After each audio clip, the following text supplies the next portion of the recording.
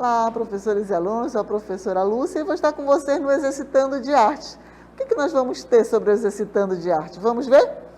Então, na correção do Exercitando de Arte, nós vamos para a nossa questão. Vamos lá?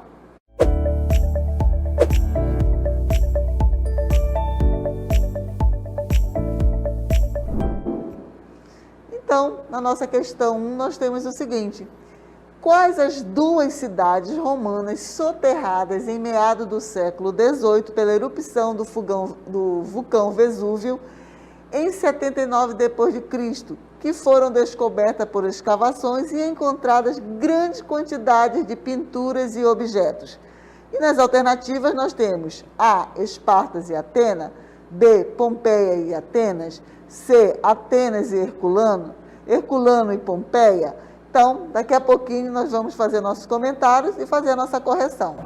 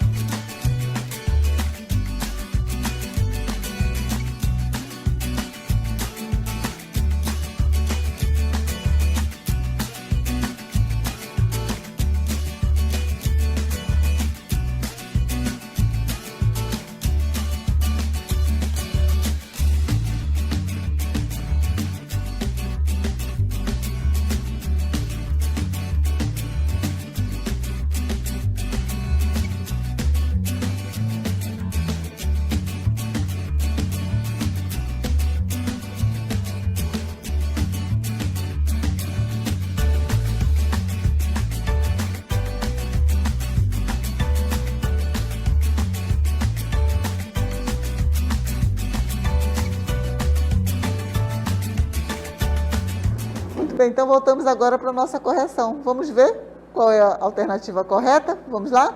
Então, quais as duas cidades romanas soterradas meados do século XVIII pela erupção do vulcão Vesúvio em 79 d.C., que foram descobertas por escavações e encontradas grande quantidade de pinturas e objetos? Ora, os mais espertos que estão aí com as suas anotações, foram lá buscar, perceberam uma coisa nessas alternativas. Se eu tenho Atenas, eu já sei que Atenas é Grécia, não é verdade? E nós estamos falando de quê? De cidades romanas. Se Atenas é Grécia, todas as alternativas que tiverem Atenas estão eliminadas, certo? Então, aqui tem Atenas, aqui tem Atenas. E qual seria as duas cidades soterradas? Seria a nossa alternativa, o quê? D, certo? Então, Herculano e Pompeia. Não esqueçam, né? Então, Atenas seria Grécia. Nós já eliminamos 3 questões. Então, nós temos que prestar muita atenção nesses pequenos detalhes. Ok? Então, vamos lá para a nossa alternativa. Então, a letra D. As escavações científicas em meados do século XIX, na região de Pompeia e Herculano, que foram soterradas pela erupção do vulcão Vesúvio. Então, a nossa alternativa correta seria a letra D, ok? Então, vamos ter mais exercitando e até a nossa próxima exercitando. Fiquem tudo bom.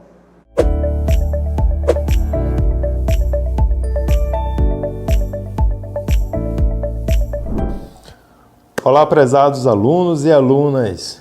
Eu sou o professor Kim Raoni, seu professor de Educação Física, e hoje nós vamos fazer a correção do exercitando da componente, certo? Então, antes de mais nada, vamos relembrar aí qual é a questão que foi lançada aí no exercitando. Então, a questão 2, que diz assim: ginástica laboral é o tipo de ginástica cuja prática é especificamente destinada aos funcionários no seu local de trabalho e tem como principal intuito, letra A, manter a estética corporal, letra B, treinar todas as capacidades biomotoras, C, treinar força máxima, letra D, prevenir a fadiga muscular e lesões ocupacionais. Então, o que vocês marcaram aí, pessoal? Qual dessas alternativas vocês escolheram? Então, vejamos que quem escolheu a alternativa D acertou.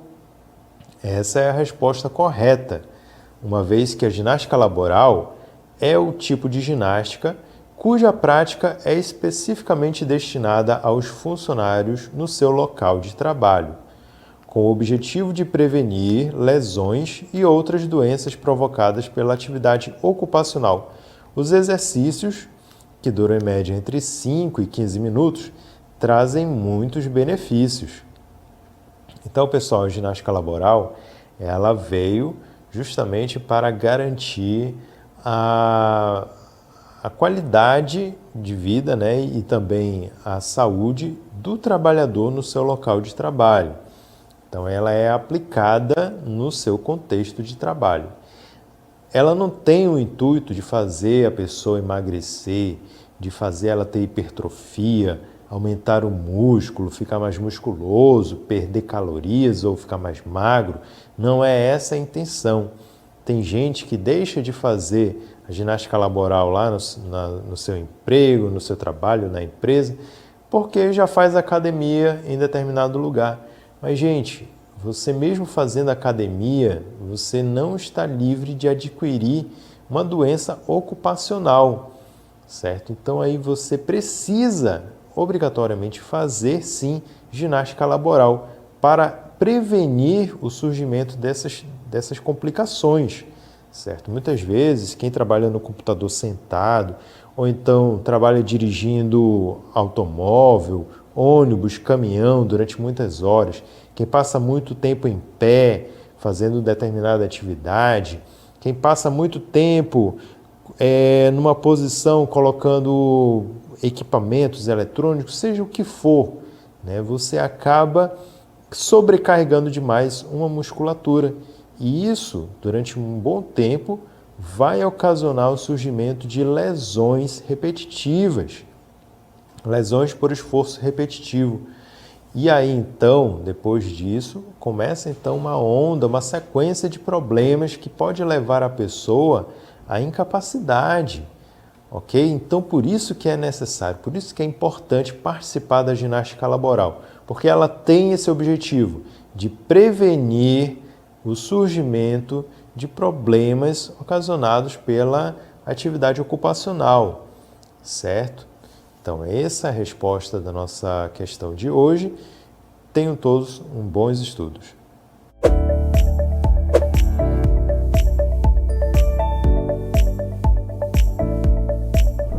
Hello guys, how are you feeling today? E aí pessoal, como é que vocês estão se sentindo hoje? Are you ready? Vocês estão prontos para o nosso exercitando? Então, Teacher Rafael Melanias aqui na área para esclarecer e tirar todas as suas dúvidas. Se liguem na cartela aí. Question 3. Utilize do ou das para frases interrogativas. Vamos selecionar aqui e lembrar que frases interrogativas têm uma interrogaçãozinha no final, né? Ou don't ou doesn't mais o verbo que está entre parênteses para frases negativas. Então, vamos lá. Na nossa primeira frase, eu já vou analisar aqui que tem uma interrogação aqui no final. Já sei que é uma pergunta.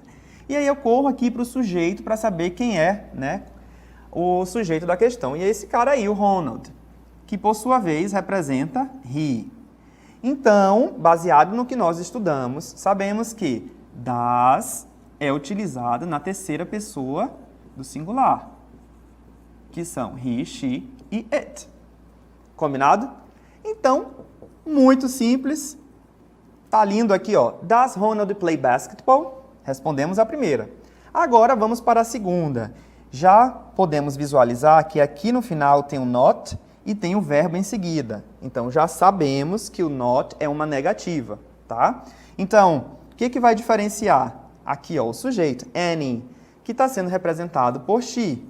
Se é she, é o quê? É das, certo? Então, Annie, aí eu vou escrever aqui, deixa o teacher fazer uma manobra aqui para dar tudinho bonitinho aqui. Então, Annie doesn't, e aí eu pego o verbo sem o to e coloco aqui. Certo? Então, Annie doesn't answer my questions. Ou seja, Annie não responde as minhas perguntas, tá? Gente, vocês devem estar se perguntando, pô, teacher, mas o not, ele não tá aí? Tá sim, gente. Aqui, ó, a junção do das, certo? Forma contraída, que nós explicamos também na nossa última aula, mas o not, então, doesn't. E aí a gente corta o to, certo? e deixa só o verbo bonitinho aqui, answer, beleza? Vamos lá para a próxima. They work in an office. Então, aqui nós temos uma interrogação, já sabemos que é uma pergunta e já temos também aqui o pronome. Então, se é they, não é he, nem she, nem it, eu vou utilizar o quê? O do. Tudo que não for he, she ou it é do, certo? Próximo. Aqui nós temos, ó, he, espaço, posters on the wall anymore. Já sei que é uma negativa, not. E aí nós temos o hang, certo? Bom, tenho aqui o he. Sei que em he, she e it eu vou utilizar o das. Mas, como é uma negativa, eu vou unir o das mais o not. Então vai ficar he doesn't, certo? O quê? Qual é o verbo? Hang. Simples, gente, não é tranquilo? He doesn't hang posters on the wall anymore. E aí vamos para a próxima. Essa pergunta aqui é bem facinho também, olha só. Já vimos aqui que temos uma interrogação. Estamos analisando aqui o pronome que é o you. Como eu sei que é uma pergunta, já tenho que começar com do ou com does. Como não é he, nem she, nem it, vai ser o quê? Do. Do you like English? Muito bem, então nós temos a última aqui que fala assim. This girl trousers at school. Aí eu vejo que é um not, sei que é uma negativa, e aqui está o verbo, né? Verbo vestir, to wear. Então, quem é o sujeito? Essa garota aqui, tá? Se é uma garota, está sendo representada por she, ok? Se é she e é uma negativa, eu vou usar... Aqui está apertadinho, vou botar aqui embaixo. Muito bem. Eu vou usar aqui, ó, doesn't, e repito o verbo. Wear. Ok? Então, this girl doesn't wear trousers at school. Beleza? E aí, por fim, nós temos aqui a resposta, né? Temos as alternativas, tá? E quem marcou a resposta C, a letra C, acertou. A alternativa correta é a letra C, porque segue as orientações explicadas na aula sobre o uso dos verbos auxiliares do e das para perguntas e don't e doesn't para negativas. Gente, vocês precisam lembrar que todas as vezes, seja positiva ou seja negativa, tá? Das a gente utiliza para a terceira pessoa do singular, que é he, she e it, certo? E do a gente utiliza para todo o resto, né? We, they, you e I. Tá bom? Deixa eu ver se eu digo isso. Ah, eu digo isso aqui, ó, bonitinho, explicadinho. Então, do para essa galera aqui e das para essa galera aqui. A mesma coisa para o don't e para o doesn't, beleza? Aí aqui, no caso, serve para interrogativa, ok? E aqui para negativa. Muito bem, e a gente finaliza aqui. Parabéns a todos que acertaram. Os que não acertaram, parabéns também pela participação. É isso aí mesmo, a gente tem que errar para poder aprender, não é mesmo? Então, um beijo no coração de vocês e até a próxima aula. See you next class!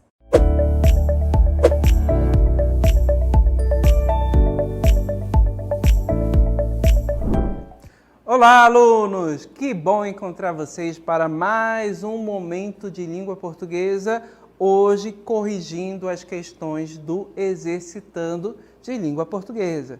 Certo? Vamos começar? Primeira questão aí, questão de número 4 do nosso Exercitando. Olha só, leia, temos aí um poema de Carlos Drummond de Andrade, bem famoso poema que é intitulado José. José. E agora, José? A festa acabou, a luz apagou, o povo sumiu, a noite esfriou. E agora, José? E agora você? Você que é sem nome, que zomba dos outros, você que faz versos, que ama, protesta. E agora, José?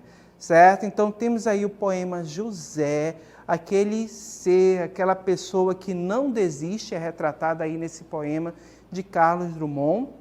Diante das adversidades da vida, o José segue firme, segue lutando, né? E esse poema nos traz exatamente essa ideia desse tipo de pessoa, esse poema de Carlos Drummond de Andrade, o José. Com base nesse poema, a gente observou que lá no primeiro verso, só voltando rapidinho aí no primeiro verso do poema, a gente teve uma palavra destacada, olha só. Toda vez que vocês forem resolver uma questão, algum exercício e no texto tiver palavras destacadas, fiquem atentos a essas palavras, certo? Então a palavra José foi destacada aí nessa questão, logo no primeiro verso do nosso poema. Vamos à questão? Olha lá. A questão vai pedir para a gente, o poema dirige-se, sem dúvida, aos leitores, certo? Então, o autor, o escritor, o Carlos Drummond de Andrade, escreveu esse poema, claro, com a intenção de que outras pessoas o lessem. Então, ele é direcionado aos leitores.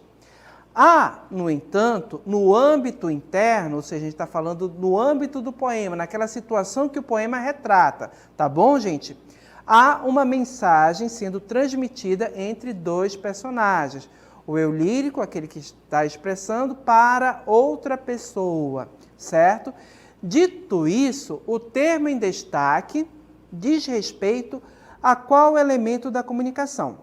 Então, a gente está se referindo, gente, ao âmbito interno, à situação que ocorre no poema. Então, a gente tem a pessoa que está falando algo para outra pessoa. Então, os elementos da comunicação que a gente pode relembrar, até mesmo observando cada uma das questões. Observem aí as alternativas. Olha só, o emissor, aquele que fala, certo? Aquele que transmite a mensagem. O receptor, certo? Aquele que irá receber a mensagem. O canal, ou seja, o meio pelo qual a mensagem é enviada, não é que pode ser um meio físico, como a fala, a voz, o som, certo? Rádio, TV, internet, o texto no papel escrito, esse daí pode ser o canal diversificado, certo? E a letra D, o código, ou seja, aquele sistema que nós utilizamos para enviar essa mensagem. Toda mensagem ela é codificada.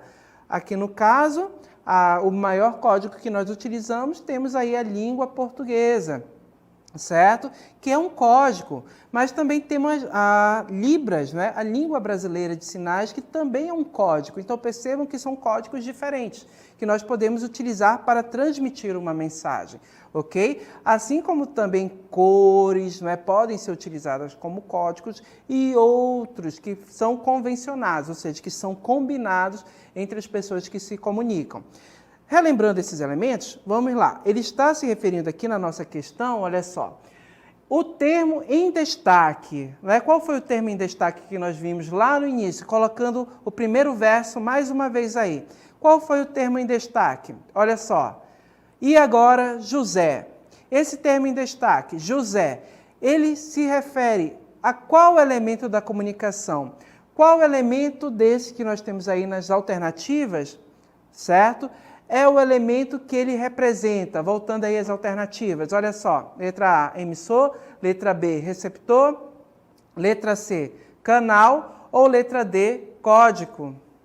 Quais dessas aí se refere àquele elemento destacado? Perceba que a resposta correta é a letra B, certo? Letra B é a nossa resposta, ou seja, José é o receptor. Ou seja, o eu lírico, a pessoa que está falando, fala para o José, transmite uma mensagem para o José naquele plano interno do poema. Ok? Resposta correta, letra B. Vamos à próxima questão, a questão de número 5. Também temos como base um texto, olha só. O texto você tem que ler com bastante atenção, tá bom, gente? Então, sempre é importante você ler com calma, compreender o texto para poder partir para a questão e assim você já ter uma ideia clara sobre o que o texto fala. Olha só, o pai diz para Joãozinho, quando entrar no ônibus, diga que você tem 9 anos. Mas eu tenho 10, pai. Eu sei, mas se você disser que tem 9, não preciso pagar a passagem. Joãozinho subiu no ônibus e o motorista perguntou, quantos anos você tem? 9. E quando vai fazer 10? Quando descer do ônibus. Então, observe aí, gente, que nós temos uma piada, até mesmo pela referência a gente já descobre isso, né? Aquele texto que é escrito com a intenção de gerar humor, certo? Gerar humor na pessoa que o lê, ok? Com base nesse texto, olha só, no plano interno da comunicação, entre as personagens do texto, ao dizer, quando descer do ônibus, Joãozinho, vamos aí observar as alternativas. Quais dessas alternativas eu posso complementar esse enunciado da questão? Letra A, tornou-se emissor? B, assumiu-se como receptor? C, fez referência ao contexto? Ou letra D, não fez uso de um canal? Certo? Quais dessas respostas aqui da alternativa pode complementar o enunciado da questão? Então, vamos lá. O Joãozinho, observando a letra A, o Joãozinho tornou-se receptor? Voltando lá no texto, exatamente aqui nesta parte final. O Joãozinho subiu no ônibus e o motorista perguntou. Olha só, o motorista perguntou isso aqui. Ó, quantos anos você tem? O Joãozinho respondeu, certo? Então aqui, quando o motorista perguntou, o motorista é o quê? É o nosso emissor. Certo? É o nosso emissor. E o Joãozinho, quando respondeu aqui, ele é o receptor. Certo? Emissor, receptor. Agora, na sequência, olha só. E quando vai fazer 10? Não é? Percebam, quando vai fazer 10? Observem. Foi o motorista que perguntou mais uma vez, ok? Para o Joãozinho. E o Joãozinho responde. Muito bem, lemos o texto, vamos observar o questionamento que é feito com base nele. Observem aí o nosso texto, que é já o questionamento. No plano interno da comunicação, estamos falando da situação que está ocorrendo dentro do plano interno, ali dentro daquela situação que o texto representa. Entre os personagens do texto, ao dizer, quando descer do ônibus, Joãozinho, letra A, tornou-se o emissor, B, assumiu-se como receptor, C, fez referência ao contexto, ou letra D, não fez uso de um canal. Vamos analisar cada uma dessas questões. Será que a gente pode dizer que o Joãozinho, na hora que ele falou, quando descer do ônibus, tornou-se um emissor? Voltando no texto rapidinho. Observe que esse enunciado aparece já na última linha do texto. Mas antes, nesse trecho aqui, a gente observa, e quando vai fazer 10 anos, né? Ele foi questionado. Ele recebeu a mensagem e respondeu, quando descer do ônibus. Quando ele fala, quando descer do ônibus, ele está respondendo para alguém. Para quem ele está respondendo? Né? Para a pessoa que o perguntou, para o motorista, certo? Então, quando ele diz, quando descer do ônibus, ele está transmitindo uma mensagem para outra pessoa. E quem é a outra pessoa? O motorista. Então, sim, a gente pode dizer que o Joãozinho é o emissor. Por quê? Porque ele está dizendo essa mensagem para alguém quando descer do ônibus. Então, ele se tornou o emissor quando ele falou isso, certo? Ele foi o receptor? Nesse momento, não. Quando ele responde, ele está transmitindo a mensagem. Então, ele é o emissor. A resposta correta é a letra A. Na letra C, fez referência ao contexto? Não, a gente não pode afirmar isso. E na letra D, não fez uso de um canal? Fez sim, ele utilizou aí as ondas sonoras da sua voz para transmitir a mensagem para o motorista. Então, a alternativa correta, letra B. O nosso comentário aí, observem, certo? Letra B não, né? Letra A, gente, perdão. Olha só, resposta correta, letra A. E o comentário da nossa questão rapidinho aí nesse processo comunicativo, só destacando aqui rapidinho, que esse papel de emissor e receptor, ele é constante. Um momento você é a pessoa que transmite a mensagem, e em outro momento você é a pessoa que recebe a mensagem. É sempre alternando esses papéis, ok? Vamos à próxima questão, questão de número 6. Olha só. As cores utilizadas nas luzes dos semáforos, a gente tem a imagem aí do semáforo destacado para a gente, certo? Com relação a essas cores, lembrando que essas questões da nossa língua, ou seja, do nosso exercitando, estão aí voltados mais para o processo comunicativo, né? Os elementos que compõem esse processo. E a gente já viu aqui ao longo dessas questões. Quais são esses processos? Emissor, aquele que transmite a mensagem, o receptor, o que recebe a mensagem. A gente viu que esses papéis de emissor e receptor, eles podem ser alternados. Em um momento você é aquela pessoa que manda a mensagem, ou seja, que emite a mensagem, o emissor. Em outro você se torna o receptor, a pessoa que recebe a mensagem. Então, há uma alternância aí, certo? Emissor, receptor. A gente viu que essa mensagem em si, ela é transmitida por um canal, um meio que vai ser utilizado para transmitir a mensagem, as ondas sonoras da voz, o rádio, certo? A TV, a internet, o texto com papel, texto escrito no papel. Vai utilizar um código, né? Qual o código que nós utilizamos? A língua portuguesa. Então, percebe que esses são os elementos que compõem aí o processo de comunicação, de interação com o outro. Ok? Então, a gente observou aqui que nós estamos utilizando um semáforo, está aqui na nossa imagem. E as cores utilizadas nas luzes do semáforo, olha só, letra A, não estabelece uma comunicação eficiente? Será que eu posso afirmar isso?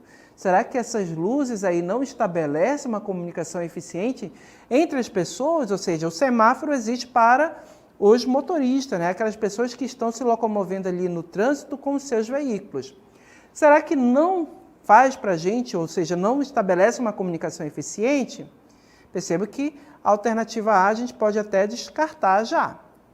Por quê? Porque o semáforo é um meio de comunicação ali entre os motoristas. E eles se comunicam entre si, né? Por meio desse elemento aí. Eles sabem o momento de parar, quando o sinal está vermelho, sabem o momento de ter atenção, a luz amarela, e a cor verde aí indica que a passagem está livre para o motorista, né? Então, letra A está descartada. B, não pode ser utilizada as cores, né? Nós estamos falando das cores, lembrando sempre. As cores que são utilizadas no semáforo, vermelho, amarelo e verde, não podem ser utilizadas em outros contextos? Será que eu não posso utilizar para me comunicar com as pessoas em outro contexto, além do semáforo? Percebo que está errado, né? Percebo que em outros contextos eu posso também utilizar essas cores para estabelecer uma comunicação. Um exemplo, a cor vermelha, né? Então percebo que de repente uma placa, vamos dizer, na praia, em algum lugar, eu posso utilizar a cor vermelha para destacar a ideia de perigo também nesse local, né? De repente, o mar, ou então aquele local não é próprio para você nadar. Eu posso utilizar as cores vermelhas, ou seja, a cor vermelha para escrever o texto avisando, não nade, não ultrapasse, né? Para indicar a ideia de perigo também em outro contexto. Então, percebo que eu posso utilizar, sim, essas cores em outros contextos para estabelecer comunicação. Então, a letra B está destacada. C. São o código para comunicação com os motoristas? Sim, a letra C é a nossa resposta correta. Perceba que a cor vermelha, a cor amarela e a cor verde é o código que é utilizado no trânsito para a comunicação entre os motoristas. Então, quando a cor vermelha está ligada, não pode ultrapassar, ou seja, pare, né? Não siga, não ultrapasse. Então, perceba que o motorista não pode avançar o sinal. Se estiver na cor verde, assim ele pode avançar o sinal, pode passar naquela via que o semáforo está. A cor amarela, atenção. Então, confirmando aí, olha só a nossa resposta, letra C, certo? O comentário, as cores do semáforo são um código convencionado. Então, o código ele tem que ser combinado entre as pessoas que se comunicam. Para a comunicação no trânsito entre os motoristas. No trânsito, quando a cor vermelha está acesa para um grupo de motoristas, estes sabem que devem ficar parados para que os outros que estão visualizando a cor verde possam passar e vice-versa naquela rua, naquela avenida, certo? Então, as cores são utilizadas como código aqui nesse contexto. Ok? Agradeço a participação de todos e espero encontrá-los em outra oportunidade. Até lá, gente. Tchau!